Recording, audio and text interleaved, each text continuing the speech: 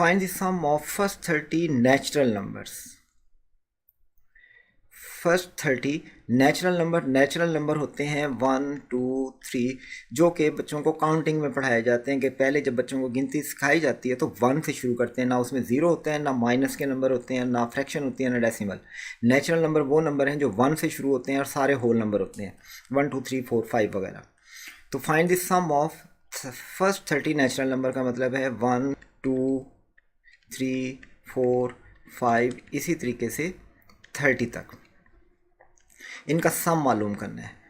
Natural number का सम यानी कि वो नंबर जो 1 से शुरू होकर n तक जाते हैं, अगर हम कहेंगे 1 2 3, इसी तरह से कोई भी नंबर n है जहाँ तक इसने जाना है, इसका अगर हमने सम मालूम करना है तो इसका सम होगा sum from 1 to n is equal to n into n plus 1/2।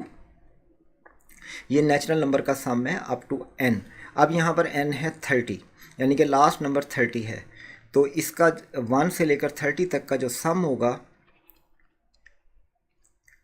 वो होगा 30 मल्टीप्लाइड बाय 31 डिवाइडेड बाय 2, यानी कि 15 इंटू 31। अब इनको मल्टीप्लाई करें, 5 15